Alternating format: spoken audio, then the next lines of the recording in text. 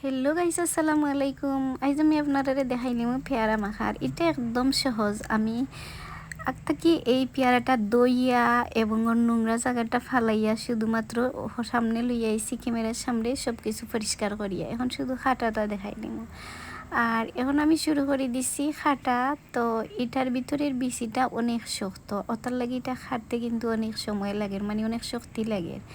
তারপরেও আমি জোর দিয়া যাতাই এইটারে খাটার চেষ্টা করলাম।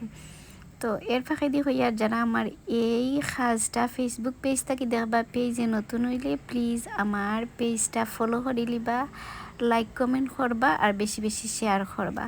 আর দেখলানি আমি সারাটা পেয়ারা ওরকম কাটিয়া লইয়া যাচ্ছি।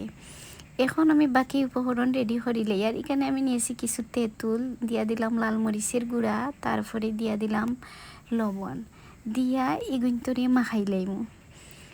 দেখছেন নি সুন্দর করে একটু চামচ দিয়ে মাখাই নিলাম। মাখানির পরে এখন আমি ওগুলা পেয়ারার মাঝে দিয়া দিলাম, ওগুলা দিয়া দিছি। দেখছেন নি দেওয়ার পরে এখানে আমি দিয়া দিলাম কিছু সরিষার তেল। সরিষার তেল দেওয়ার কারণে স্বাদটা আর একটু বাড়ি যাব গিয়া। আর এর লাগে কিন্তু আমি বালা করি মাখাই লইয়া দেখানি। বালা করি মাখানির কারণে এই তেঁতুলের একটু টক আর পেয়ারার একটু মানে মিষ্টি সব কিছু মিলাইয়া কিন্তু এগুলো খাইতে খুব ভালো লাগবে। দেখলানি আমার এটা কত সুন্দর হইয়া হয়েছে। আর এর ফাঁকে দিয়ে হইয়া যারা ইউটিউব চ্যানেল থেকে আমার ভিডিওটা দেখবা, প্লিজ ইউটিউব চ্যানেলে নতুন হলে প্লিজ আমার চ্যানেলটা সাবস্ক্রাইব করে দিবে এবং পাশে থাকা বেল বাটনটাও ক্লিক করে রাখি দিবা, যাতে আমি নতুন কোনো ভিডিও দিলে আপনারা তাড়াতাড়ি ফাইলেন। ও দেখলানি আমার পেয়ারা মাখা কত সুন্দর হয়েছে এবং খাইয়া দেখছি অনেক স্বাদ হয়েছে। তো আপনারাও একবার ওরকম মাখাইয়া খাইয়া দেখবা যে কত স্বাদ লাগে। জীবনে এর স্বাদ বলতে পারবা না। ভালো থাকুন দর্শক বন্ধুরা, আসসালামু আলাইকুম।